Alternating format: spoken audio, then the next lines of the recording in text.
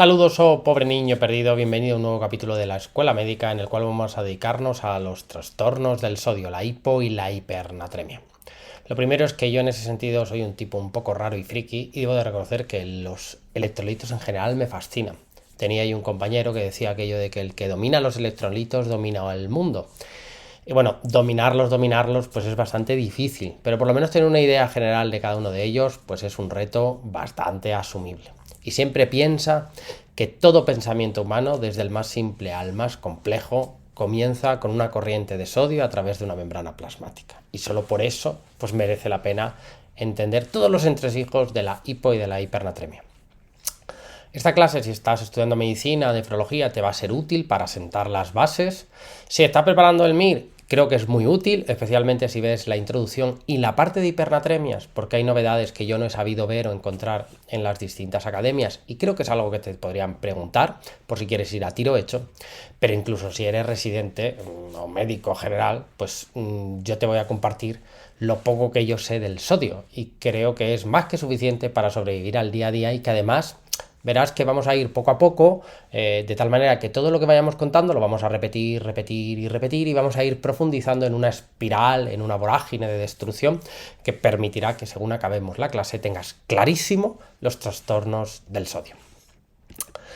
Como siempre, una vez más, nos basamos en nuestra Biblia particular, en nuestro Dios, que es el Sisinio de Castro, y en su apóstol, el doctor José Luis Pérez Arellano. Pues bien, con todo eso, pues va a ser nuestro guía espiritual a lo largo del sendero oscuro y frío, pero que vamos a ir iluminando del mundo de los trastornos del sodio. Nuestra hoja de ruta es esa. Empezaremos por un recuerdo anatomofisiológico de la regulación de la osmolaridad y de la volemia, que es muy importante. Luego haremos una introducción a los trastornos del sodio, donde ya dejaremos caer algunas pinceladas que luego vamos a repetir, para ya luego entrar de lleno en el diagnóstico diferencial de la hiponatremia, de la hipernatremia, y veremos todas las preguntas del 2010 en adelante del MIR en relación a los trastornos del sodio, que yo creo que nos va a ayudar a terminar ya de tenerlo claro y memorizarlo. Pues empezamos con ese recuerdo anatomofisiológico, recordando que mayoritariamente somos agua y se divide entre dos compartimentos principales, el intracelular, que es el mayoritario, y el extracelular. Lo que separa ambos compartimentos es la membrana plasmática, y esa membrana es permeable al agua, y el agua difunde entre ambos compartimentos hasta igualar las osmolaridades. La osmolaridad es la relación entre las canicas y el agua, por tanto, de alguna manera podemos decir que el líquido o el agua va a difundir del compartimento más diluido hacia el más concentrado o con osmolaridad más alta. Digamos que la osmolaridad es efecto succión y las canicas reclaman agua hasta igualar las osmolaridades. Por tanto, muy importante que el agua difunde entre ambos compartimentos, pero muy importante también la osmolaridad entre ambos compartimentos, precisamente por eso es la misma, porque el agua difunde e iguala esas osmolaridades. Lo normal, entre 280 y 295. Pero también es muy importante entender lo siguiente, que la osmolaridad intra y extracelular sea igual, no significa que las canicas que forman esa osmolaridad sean las mismas, en absoluto. El principal protagonista de la osmolaridad extracelular es el sodio, que como bien sabes no penetra con facilidad en la célula, sino todo lo contrario. Y por el contrario, el principal protagonista de la osmolaridad intracelular es el potasio. Esto es muy importante, porque insisto, osmolaridades iguales, pero contenido osmolar diferente, y eso es importante para la electronegatividad de las membranas plasmáticas. Y el agua difundirá entre ambos compartimentos hasta igualarlas. La osmolaridad de la sangre la puedo medir o calcular con una fórmula. Y es interesante ver que la de la fórmula supone al valor del sodio plasmático multiplicarlo por 2. Y es porque el 90% de la osmolaridad de la sangre, dado que el sodio está fuera de las células, pues es el principal protagonista de la osmolaridad extracelular.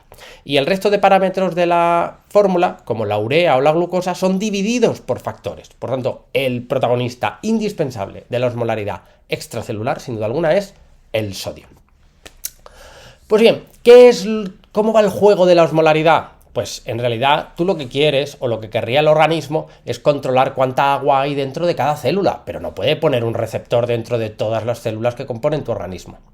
Como sabe que el agua difunde entre ambos compartimentos hasta igualar osmolaridades, si regula la osmolaridad plasmática en este rango, entre 280 y 295, pues si yo mantengo la osmolaridad en ese rango, sé que las células de todo mi cuerpo están normohidratadas. Si se produce un aumento de la osmolaridad mayor de 295, pues ¿cuál va a ser la consecuencia? Deshidratación celular. Especialmente un territorio que no tiene tejido linfático y que tiene menos defensas, como es el sistema nervioso central, como luego veremos. Por el contrario, si lo que ocurre es que disminuye la osmolaridad plasmática, digamos que sobra agua fuera de la célula, pues el agua se cuela en la célula y se produce edema, que lo sufre una vez más un tejido sensible a los cambios osmolares, como es el sistema nervioso central, y se produce edema neuronal.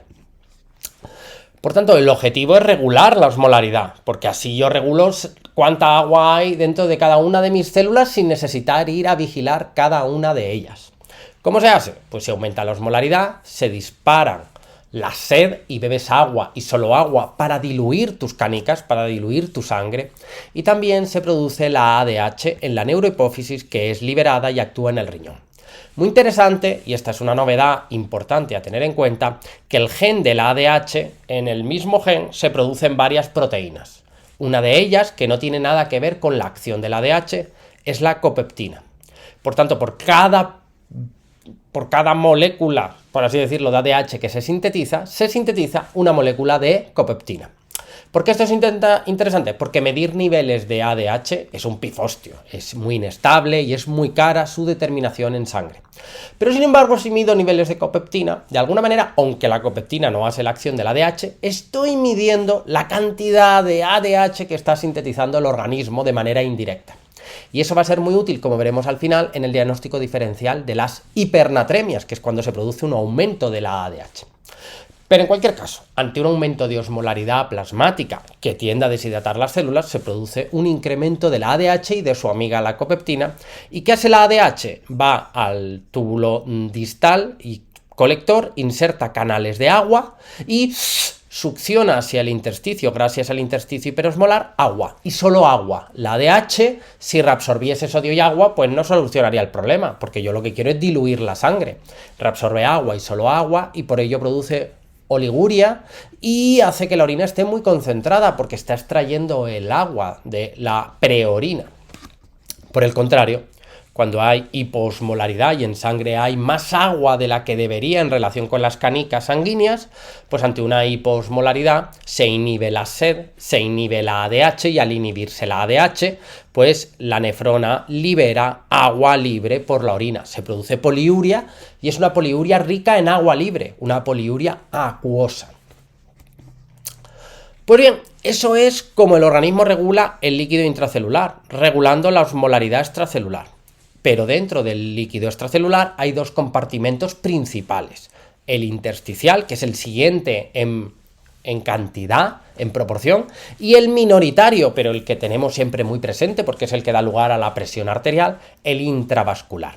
Lo que divide el compartimento intersticial y intravascular es el endotelio, que tiene poros, ventanas, está fenestrado y pues evidentemente por esas ventanas se cuela perfectamente el sodio y el agua. Por eso lo que regula el trasiego de líquido entre el intersticio y el vaso sanguíneo no es el sodio ni la osmolaridad, sino que son las presiones de Starling. Empuja hacia el intersticio la presión hidrostática vascular y impide o de alguna forma reduce que se vaya todo el líquido las proteínas de la sangre, la presión oncótica, porque como las proteínas son más grandes, esas sí que no atraviesan el capilar y por tanto se quedan dentro de la sangre e intentan secuestrar, sobre todo en el extremo venoso, el líquido. ¿Todo esto por qué te lo cuento?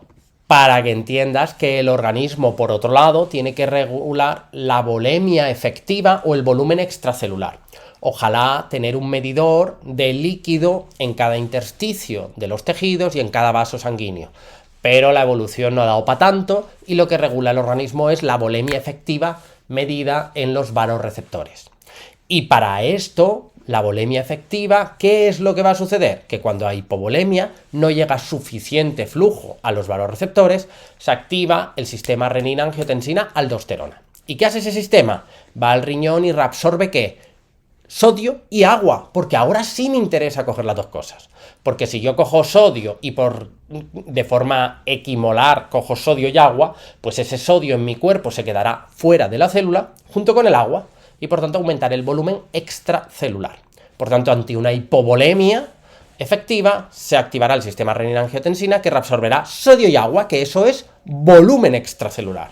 Para simplificar, nosotros diremos volumen plasmático. Y por tanto se producirá una oliguria, poca orina, pobre en sodio, porque se está cogiendo todo el sodio posible para reabsorber sodio y con él el agua.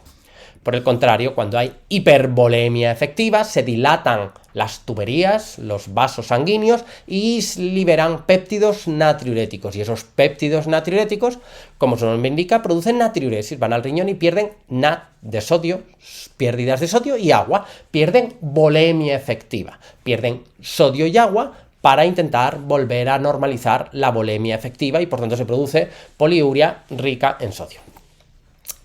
Por tanto, y resumiendo un poco esta introducción, tenemos por un lado la regulación del sodio en sangre y la osmolaridad. ¿Eso qué me permite? Regular en realidad el líquido que hay dentro de las células y tiene que estar muy bien regulado entre 280 y 295. Para ello, ¿qué usamos? La ADH y la SED. Ante hiperosmolaridad, SED, bebo agua, y ADH reabsorbe agua y solo agua. Ante defectos, defectos de osmolaridad, eso es, pues se produce lo contrario. Se inhibe la SED y se inhibe la ADH para producir poliuria acuosa, rica en agua. ¿Eso qué va a conllevar? Pues que con eso regulo el volumen intracelular y cuando hay déficit, como veremos ahora en breve, cuando hay déficit de ADH, se produce hipernatremia normovolémica, o por lo menos aparentemente el volumen es normal. Y si lo piensas, tiene sentido. Si yo pierdo agua y solo agua, eso hace que las canicas de la sangre, al aumentar, saquen el agua de las células. Y entonces, en realidad, el paciente ha perdido líquido, sí, pero el que hay justo dentro de los vasos sanguíneos ha perdido poco. Entonces, porque ese se ha recuperado gracias al líquido que hay en las células. Y por eso, cuando pierdes agua y solo pierdes agua, el paciente puede tener volumen aparentemente normal, pero va a tener hipernatremia porque ha perdido agua y solo agua. Por el contrario, cuando hay un exceso de ADH, lo que se va a producir es lo contrario. Se reabsorbe agua y solo agua, y ese agua difunde no solo al vaso, sino también al intersticio y a la célula. Se esconde por todo sitio y entonces, al explorar al paciente, en realidad el paciente tiene 2 litros de más de agua en el cuerpo, pero tú no lo encuentras. Es aparentemente normovolémica. Pues eso explica que el SIADH produzca una hiponatremia normovolémica, porque el exceso de agua se distribuye a todos los compartimentos por igual. Por el contrario, tenemos la regulación de la volemia efectiva. Aquí lo que me interesa es regular el volumen extracelular. Y para ello utilizo los vasoreceptores y como sistemas de regulación para recuperar volumen, sistema renina-angiotensina-aldosterona, sodio y agua, y para perderlo, péptidos natriuréticos que pierden sodio y agua. Y por eso, cuando hay un déficit se produce hipovolemia, con taquicardia, hipotensión, y cuando hay un exceso se produce hipertensión y edemas en el intersticio por aumento del volumen extracelular. Pasamos ahora a ver la introducción de los trastornos del sodio. Lo primero es que una hipo o una hipernatremia no es tener poco o mucho sodio, en realidad es tener más o menos agua en relación con el sodio. Por tanto, lo que te traduce es un problema en la regulación en general de la osmolaridad y de la cantidad de agua que tienes. Tanto la hipo como la hipernatremia, donde más afectan es al sistema nervioso central, por lo que ya hemos introducido. Y la hiponatremia produce un cierto grado de edema cerebral y por el contrario la hipernatremia una deshidratación neurológica. Esto es importante porque si el paciente lleva mucho tiempo con el trastorno y está asintomático, su sistema nervioso ya se ha adaptado. Y si yo hago correcciones bruscas, genero efecto péndulo. Ante una hiponatremia que yo corrijo bruscamente, pues entonces se produce una deshidratación, sobre todo en la glía del puente, y se produce una mielinolisis central pontina. Y por el contrario, si yo una hipernatremia la corrijo bruscamente, se produce un efecto rebote y se produce un edema cerebral más frecuente en lactantes. Por ese motivo, las correcciones del sodio en pacientes asintomáticas hay que hacerlas muy despacio. Y en pacientes sintomáticos las haremos con un poquito más de intensidad, pero igualmente con mucha cautela, intentando no modificar más de 10 mieliequivalentes de sodio en sangre en 24 horas por tener un dintel aproximado. Y una red flag, algo de lo que debes huir de cara a una pregunta del MIR o una pregunta de tu examen de nefrología es: oye, voy a corregir, ya sea con un sistema o con otro, para normalizar la analítica. Esa es falsa, eso es un error. No buscamos normalizar la analítica y menos precozmente por todo lo que he dicho. Cuando hay síntomas neurológicos, hacemos una corrección un poquito más ágil, pero no buscando normalizar el sodio, buscando mejorar los síntomas, aunque vigilar el sodio para no pasarme de corrección. Por lo tanto, lo que no buscamos es normalizar la analítica en ningún caso, sino ir progresivamente mejorando al paciente y vigilando la analítica para que la corrección sea progresiva. También importante, aunque no lo he dicho, pero lo voy a decir ahora, es que tanto la hiponatremia como la hipernatremia dan una clínica neurológica difusa. No te dan clínica de ictus, de focalidad neurológica, sino confusión, letargo, encefalopatía difusa. Por ese motivo, de cara al MIR, no tienes que aprenderte ningún síntoma concreto, simplemente saber que en el caso clínico te van a dar el dato de sodio. Estará el sodio alto o bajo. Y el paciente o puede estar asintomático o con clínica neurológica tipo confusión, letargo, obnubilación, convulsiones, pero algo neurológico difuso. La otra cosa que sí tendrías que buscar, o sea que nadie te va a pedir que por la clínica diagnostiques si el sodio está alto o bajo, pero lo que sí vas a tener que ir a buscar es cómo está el volumen del paciente. Es decir, que hay que ir a ver si el paciente tiene hipovolemia, pérdida de volumen extracelular, porque tiene taquicardia, hipotensión, ortostatismo, oliguria, o por el contrario, tiene datos en el caso clínico de hipervolemia, porque tiene edema, ingurgitación venosa yugular, ascitis, ganancia de peso, hipertensión, todo eso te sugiere aumento del volumen extracelular. Por ese motivo, y con esto no te agobies, esto es introducir lo que vamos a ver a continuación, pero yo soy de la opinión de que esta clase, aunque dure un poco más de la cuenta, el hecho de repetir y repetir hará que ya esto te lo quites de encima y no sea un problema en tu futuro profesional en la mayoría, espero, de los casos. Esto es la relación entre volumen extracelular, volemia y natremia. Lo normal es que estés normonatrémico y normovolémico, pues evidentemente. Y si tienes un trastorno de volumen, la mayoría de los pacientes ganan o pierden sodio y agua a la par y suelen estar normonatrémicos. Es decir, que puedes tener hipovolemia normonatrémica, que es la hipovolemia típica, por una diarrea, por lo que sea, o por el contrario, una hipervolemia, exceso de líquido, pero el sodio normal, que es, por ejemplo, pues la insuficiencia cardíaca o la cirrosis. Puede ocurrir que justo en ese paciente, pues pierda más sodio que agua cuando se trata de hipovolemia, o gane más agua que sodio cuando se trata de hipervolemia. Y por tanto, los mismos cuadros clínicos, una diarrea rica en sodio te va a dar hiponatremia e hipovolemia. Y una insuficiencia cardíaca avanzada te va a dar hipervolemia con hiponatremia. En medio queda una hiponatremia normovolémica. Esto es cuando gana solo agua y el paradigma es el SIADH, que como hemos dicho, la ADH succiona agua y solo agua, y como el agua difunde, tú vas a buscar edemas y no los encuentras, porque no está el agua circunscrita al intersticio o al vaso sanguíneo, sino que se ha escondido en todas y cada una de las células de tu organismo. Y por el contrario, podemos tener, aunque puedes tener hipervolemia e hipernatremia, es una cosa iatrógena rarísima y nos olvidamos. Lo habitual es que puedas tener, cuando hay hipernatremia, suele ser hipernatremia hipovolémica, pierdes sodio y agua, solo que pierdes más agua que sodio, pues una diarrea acuosa, y eso te deja hipernatrémico, pero te faltan dos cosas, volumen y agua, y por tanto vas a tener hipernatremia y confusión, y además hipotensión, taquicardia, etcétera, etcétera. O lo contrario que hemos visto antes, una hipernatremia normovolémica, que es el caso de una diabetes insípida. No tengo ADH y mi riñón pierde agua y solo agua. ¿Y eso qué va a ser? Pues bueno, que se deshidraten las células, con eso mantengo el volumen extracelular aparentemente, pero el paciente está hipernatrémico y puede aparecer sintomatología neurológica, aunque en la exploración el volumen sea aparentemente normal. Este es el tratamiento genérico, que luego lo vamos a ir viendo, pero una vez más vamos a utilizar esto de repasar hasta que te hartes. Si me falta volumen y tengo el sodio normal o bajo, el tratamiento es suero isotónico, sodio y agua a la par, para que ese sodio y agua se quede fuera de la célula y te expanda el volumen extracelular. Ah, pero es que si hay hiponatremia necesitas también más no, con el suero isotónico, como el isotónico en un paciente hiponatrémico es hipertónico respecto a él, es más que suficiente. Ante hipovolemia, natrémica o hiponatrémica, suero salino isotónico. Si el paciente tiene hiponatremia hipovolemia, volumen bajo, pero tiene hipernatremia, le faltan dos cosas, volumen y agua.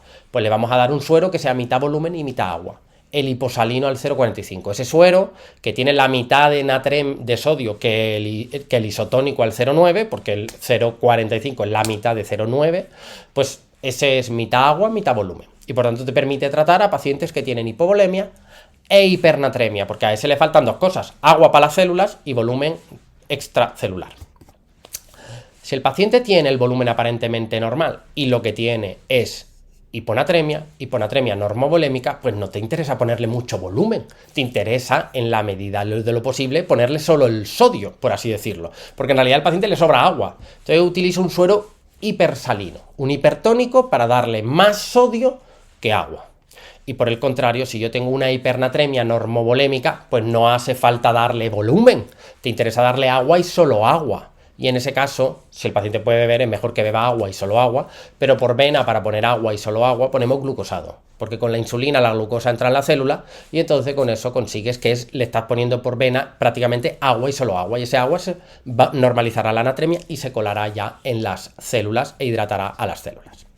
Cuando el paciente tiene exceso de líquidos, el tratamiento, ya esté hiponatrémico o normonatrémico, en general es diuréticos de Lassa, que producen poca hiponatremia, como veremos en el siguiente capítulo.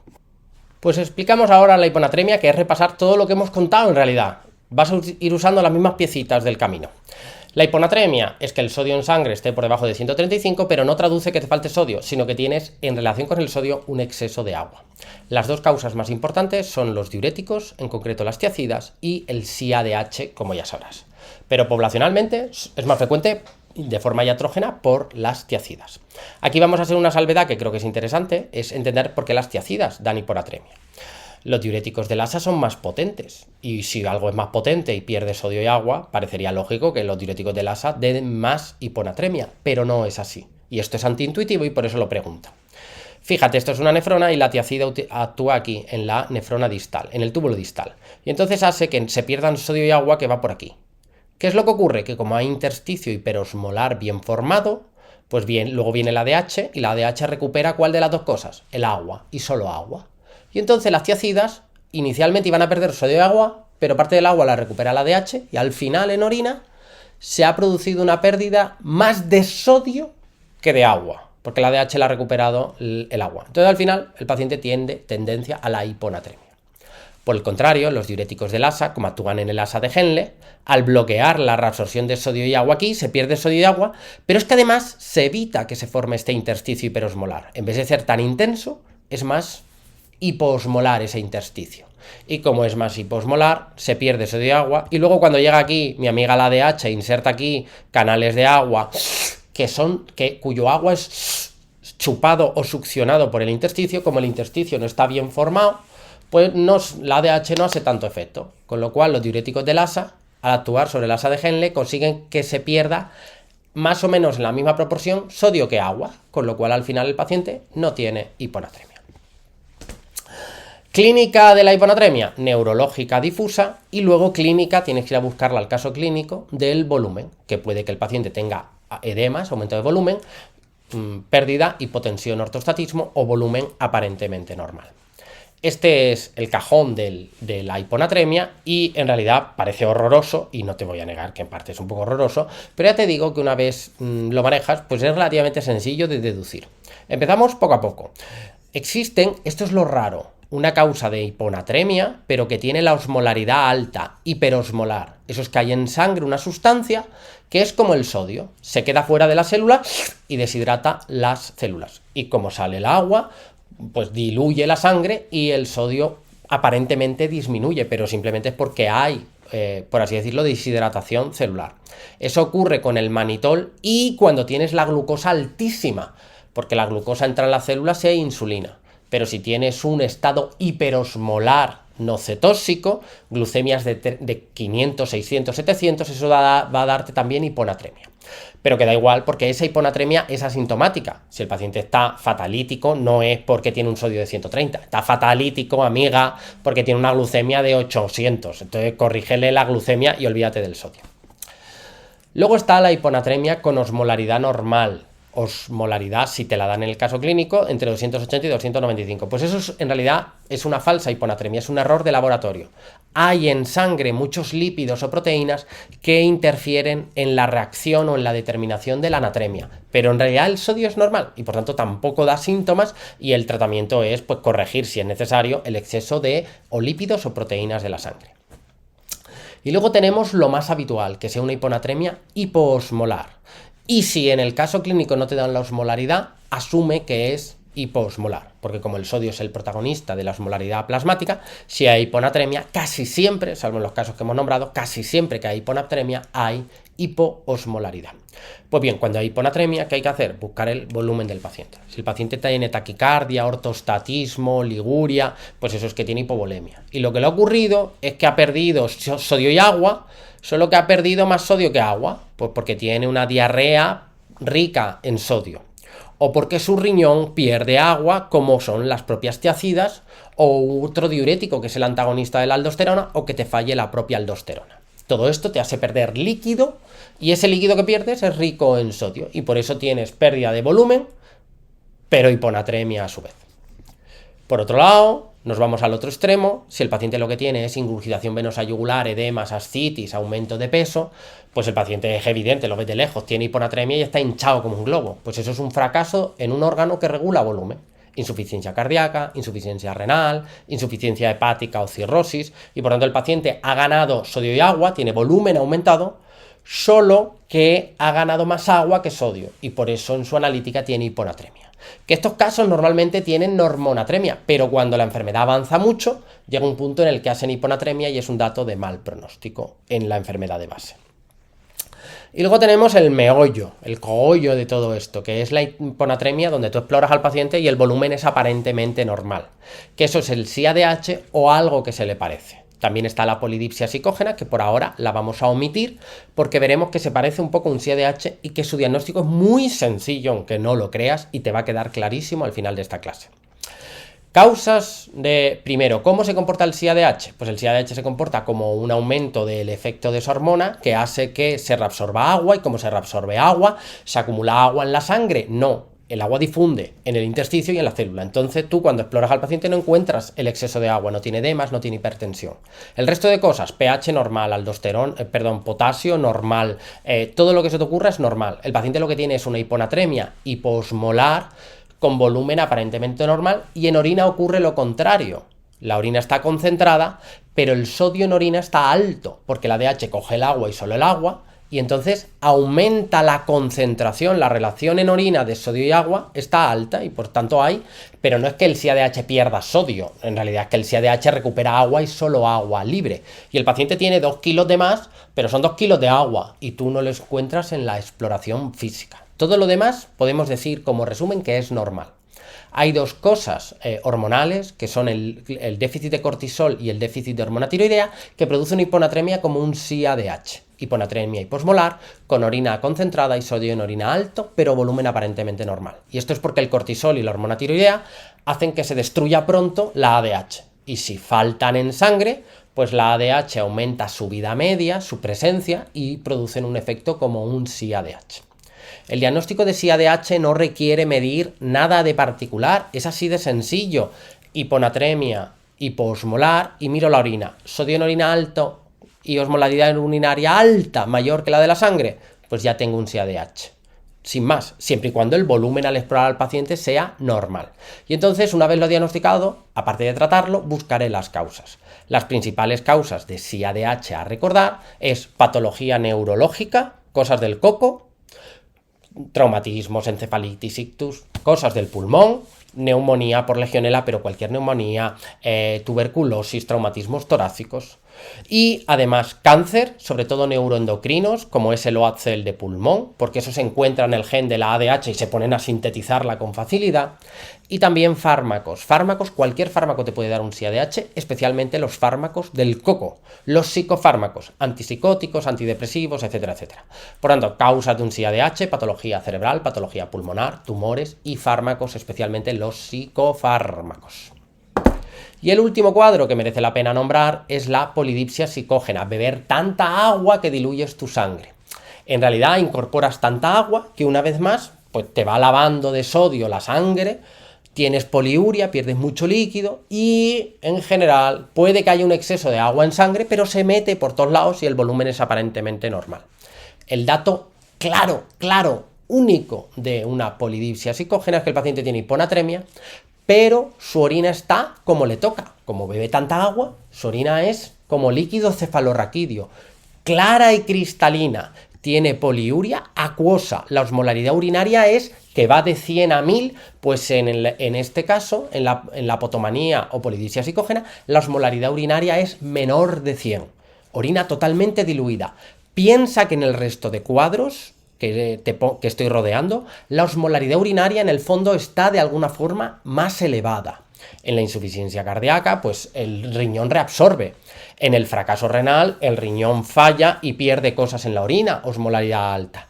En el SIADH, al reabsorber agua y solo agua, la osmolaridad urinaria está alta. Y cuando pierdo cosas por el riñón, la osmolaridad está alta. Y cuando pierdo cosas fuera del riñón, pues el riñón reabsorbe y la osmolaridad está alta. Por tanto, la única hiponatremia que tiene una orina diluida es la polidipsia psicógena y por tanto ese es el dato clave. Es un paciente normalmente con antecedentes psiquiátricos que va a tener una hiponatremia con orina diluida y el volumen a la exploración es aparentemente normal.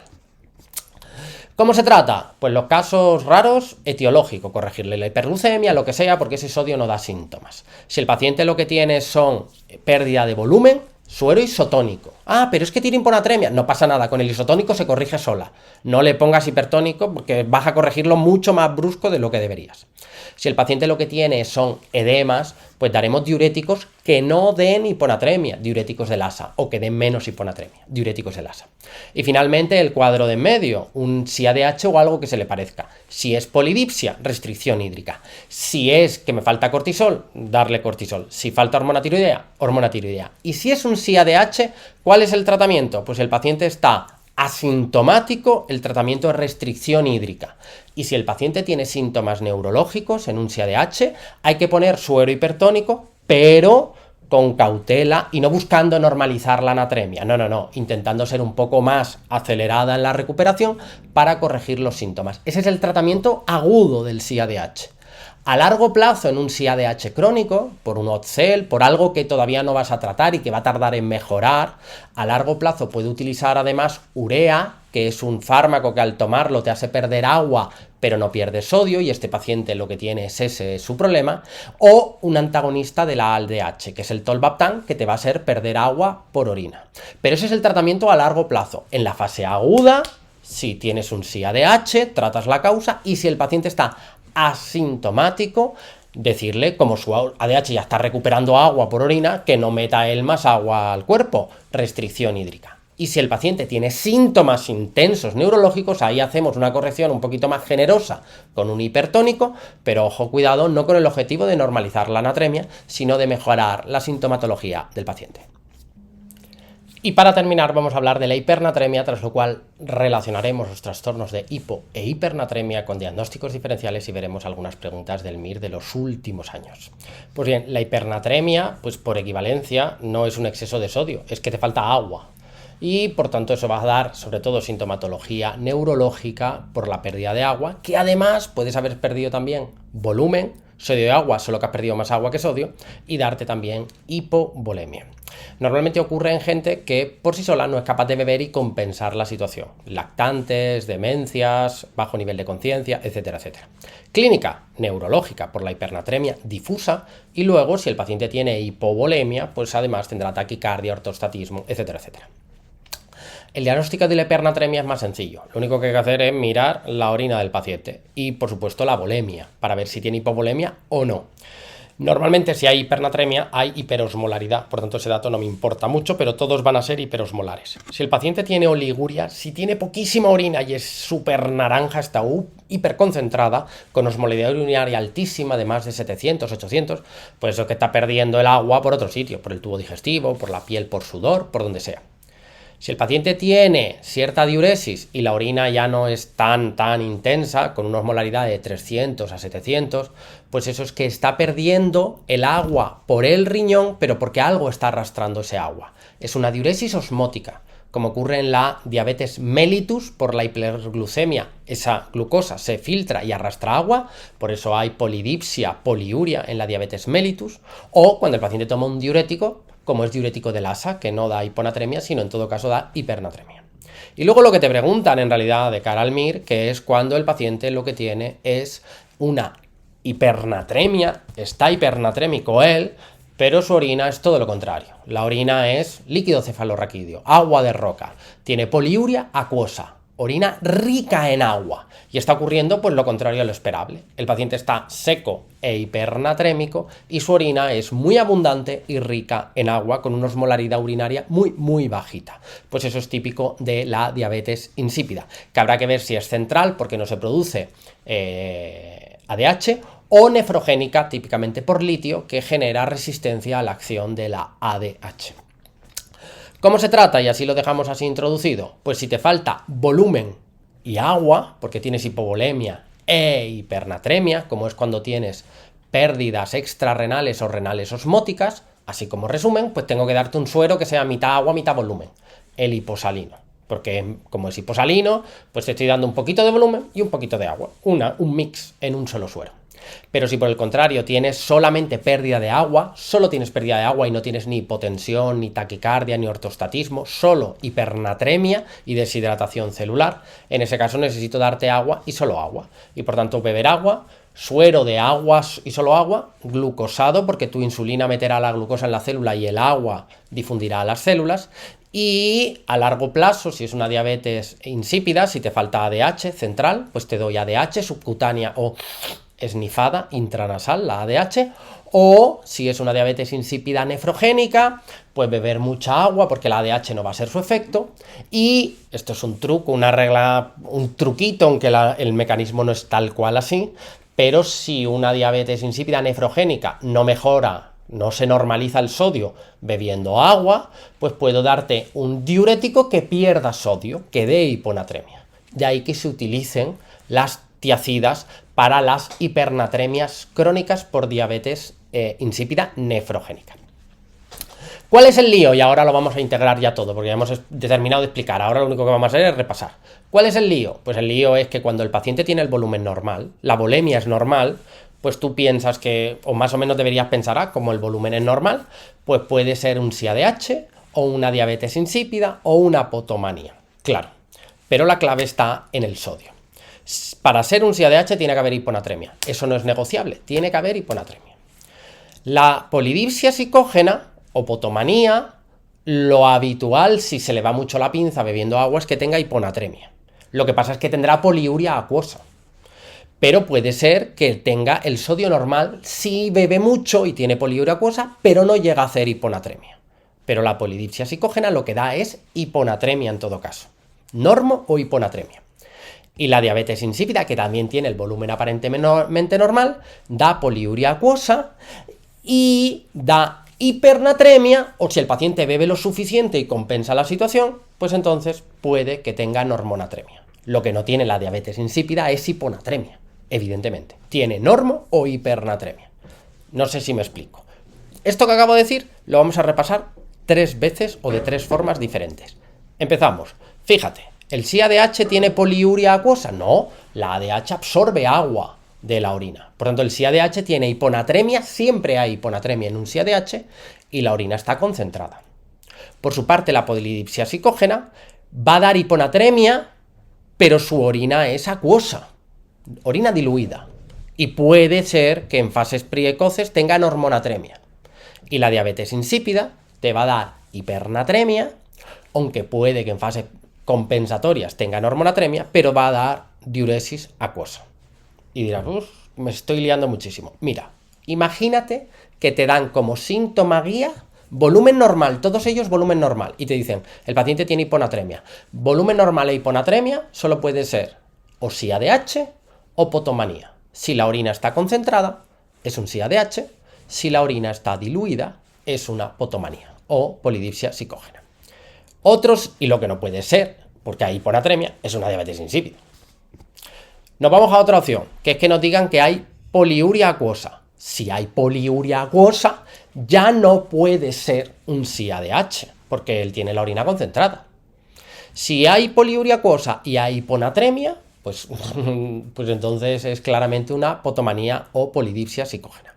Si por el contrario hay poliuria acuosa e hipernatremia, pues ya está, lo tienes claro. Eso es una diabetes insípida, habrá que ver si es central o nefrogénica. Porque la polidipsia psicógena no te da hipernatremia, te da en todo caso hiponatremia. ¿Cuál es el problema? Que justo o no te den el sodio o el sodio esté normal y hay que desempatar entre estos dos. Cuando hay poliuria acuosa, obviamente no puede ser un SIADH, pero si el sodio está normal, pues puede ser o polidipsia psicógena o diabetes insípida, porque son las dos enfermedades que dan poliuria acuosa. Y entonces habrá que desempatar entre ellas. ¿Y para ello qué se hace? Pues para ello tradicionalmente se hacía el test de la sed, pero además, a día de hoy, también que sepas que se utiliza la determinación de copeptina, que es una forma más barata de medir la ADH. Vamos a verlo otra vez de otra manera. Poliuria acuosa. ¿Cómo está? Imagínate que el caso clínico empieza así. Como si hay una poliuria acuosa, ya no es un SIADH. No pienses en el SIADH, porque hay orina acuosa. Solo puede ser o diabetes insípida o potomanía. ¿Cómo está el sodio? Sodio que resulta que está bajo en sangre, hiponatremia. Pues ya está, pues eso es una polidipsia. No hagan nada más, restricción hídrica. El paciente está bebiendo más agua de la cuenta y es lo que está produciendo el cuadro. Si por el contrario el sodio en sangre está alto, pues ya lo tienes. Poliuria acuosa e hipernatremia, pues eso es una diabetes insípida. Punto.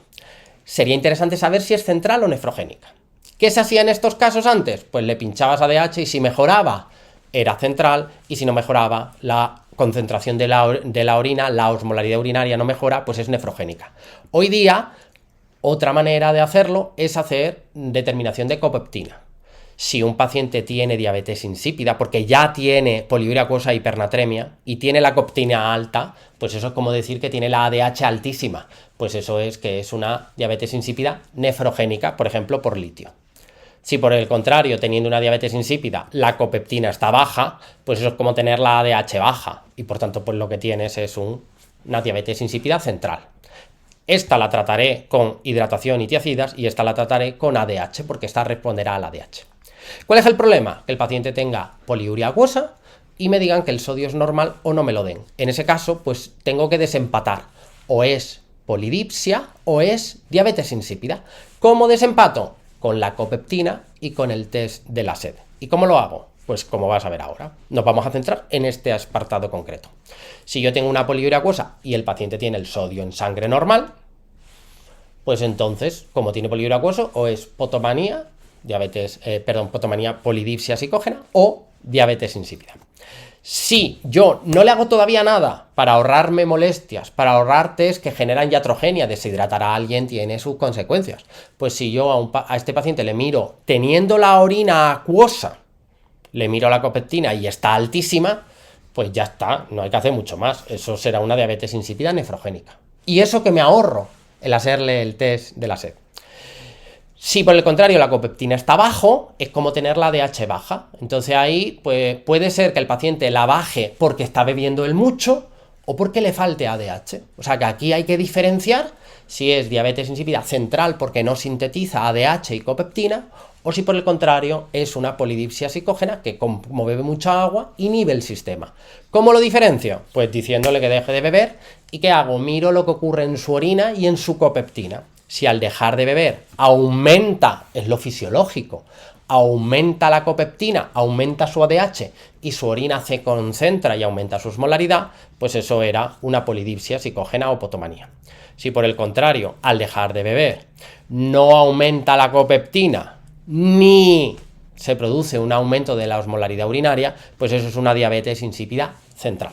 Y eso es lo que creo que podrían preguntar en relación con la utilidad de la copeptina, que te puede ahorrar el paso de hacer, en algunos casos, el test de la sed. Pero ya ves que si piensas que la copeptina es como medir la ADH, es relativamente fácil intuir de qué va el caso clínico.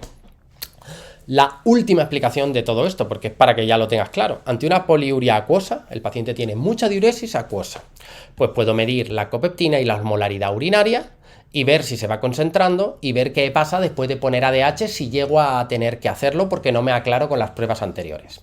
En una diabetes insípida nefrogénica, desde el principio la orina es acuosa, osmolaridad urinaria muy bajita, orina acuosa y va a tener una copeptina alta. Y cuando deja de beber, ¿qué va a ocurrir? Pues que la orina sigue siendo acuosa y la copeptina sigue siendo altísima. Y yo le pincho ADH y ¿qué va a producir? Como hay resistencia, pues la orina sigue siendo muy diluida, porque no se concentra en ninguno de los casos.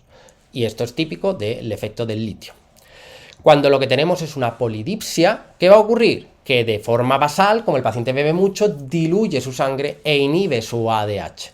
Con lo cual, de manera basal, va a tener orina acuosa y una copeptina baja. Pero en cuanto deje de beber, ¿qué va a ocurrir? Pues que la osmolaridad urinaria aumenta y la copeptina aumenta, que es lo fisiológico. Y si yo le pincho ADH, pues ya la cosa ya concentra, solo con hacer sed, solo con dejar de beber ya va a concentrar. Y finalmente tenemos la diabetes insípida central, en el cual el paciente de forma basal, como no tiene ADH, pues tiene la copeptina baja y una orina acuosa. Yo le digo que deje de beber, pero no produce ADH, por tanto la copeptina sigue sin subir y sigue teniendo orina acuosa. Pero aquí, si yo le pincho ADH, pues ahí ya se cura y su osmolaridad urinaria aumenta. Y el tratamiento será precisamente darle ADH. Preguntas relacionadas. 2012. Chavala que se deshidrata exponiéndose al sol y resulta que tiene una tensión de 10,6, pero al sentarse o al incorporarse baja a 7,4 y tiene un sodio de 155. ¿Esto qué te dice? Tiene el sodio alto, le falta agua, tiene hipernatremia, pero además tiene hipovolemia porque tiene ortostatismo, le cae la tensión al incorporarse. Te ponían varias opciones de tratamiento, yo solo quiero que recuerdes someramente que como le falta agua y volumen, buscaremos un suero que tenga las dos cosas. Suero hiposalino para darle los dos componentes. Un hipertónico no le voy a dar porque tiene hipernatremia. Si la quieres matar, tírala por la ventana y así ahorras dinero. Y ponerle solo agua glucosado o agua oral glucosado no va a mejorar la hipovolemia. Y ponerle un isotónico va a mejorar la hipovolemia, pero no va a mejorar la hipernatremia. Hay que mejorar las dos cosas y lo que me daba la clave, que daba las dos patas, pues era el suero hiposalino. Poliuria y polidipsia. Y tiene poliuria, diuresis de 8 litros, con una natremia alta y una orina diluida. Es una poliuria acuosa con hipernatremia. Esta pregunta muchísima gente la falló. Y es una pregunta, pues, elegante, aunque cruel y despiadada a la par. Porque si lo piensas, ¿qué le pasó a la gente? Que la gente dice poliuria acuosa, pues hay que hacer el test de la sed.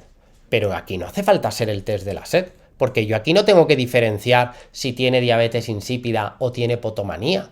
¿Por qué? Porque el paciente tiene ya hipernatremia. El paciente tiene claramente ya, solo con esos datos, una diabetes insípida. Lo que hay que hacer es diferenciar si es central o nefrogénica. Por eso la gente se lanzó a marcar test de deshidratación, pero el paciente ya está deshidratado porque tiene hipernatremia.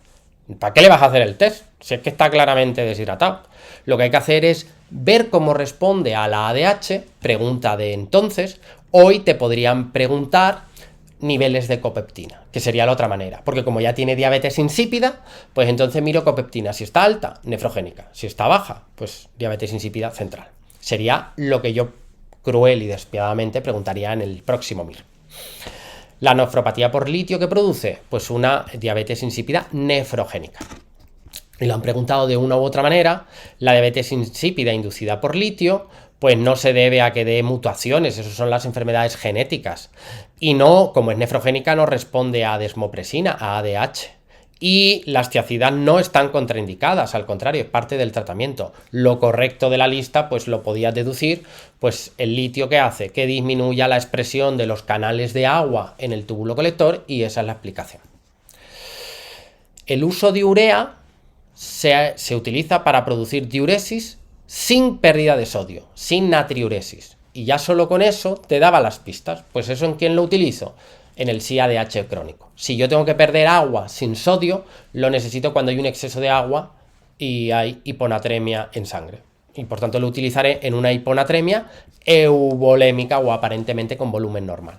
La urea se utiliza como el tolvaptan en la fase ya crónica de mantenimiento de los SIADH que no se controlan con la restricción hídrica. La diabetes insípida central, pregunta más reciente, no tiene adipsia, tiene polidipsia y poliuria. Tiene en la sangre aumento de la tonicidad.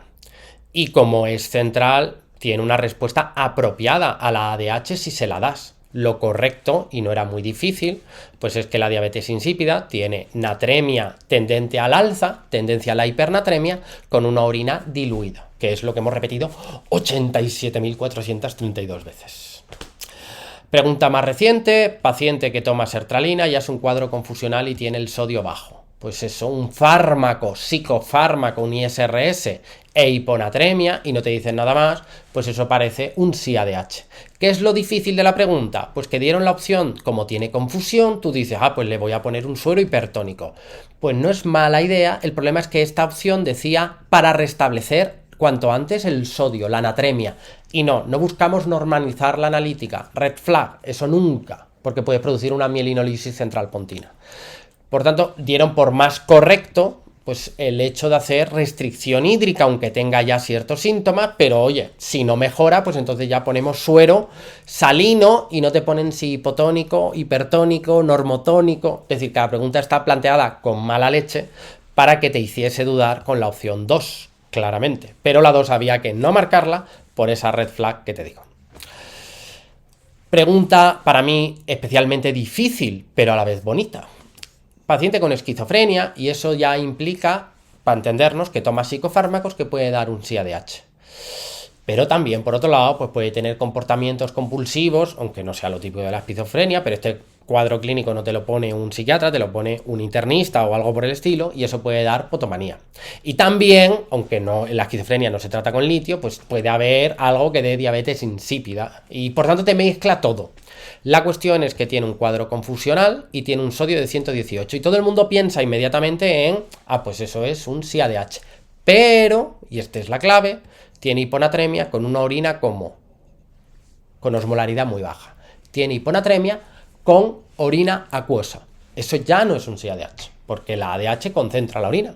Tiene hiponatremia con orina acuosa, pues ya está. Orina acuosa, dos posibilidades: potomanía o diabetes insípida. Como hay hiponatremia, pues entonces es potomanía. El paciente lo que tiene es una polidipsia primaria o potomanía. Si fuese una diabetes insípida, habría hipernatremia, y si fuese un SIADH, la orina estaría concentrada. Pregunta cruel y despiadada. La siguiente será con copeptina de por medio para liarte aún más. Y pregunta más reciente y más facilita de todo lo que ocurre a continuación. ¿Qué ocurre en el SIADH? Pues la osmolaridad en sangre está baja porque se chupa agua y se diluye la sangre. Hay normovolemia aparente. La excreción urinaria de sodio, que no de socio, de sodio, no está reducida. Lo que sí está reducida es la excreción de agua. Se coge el agua y la concentración de sodio está alta en orina. ¿Qué es lo correcto de la lista? Pues que la orina está concentrada. Dicho mal y pronto, pues una vez más, por si no lo hemos dicho lo suficiente, ante un SIADH, hiponatremia con hiposmolaridad y con orina concentrada y sodio en orina alto. Y con esto y un bizcocho, hasta el siguiente capítulo de Escuela Médica.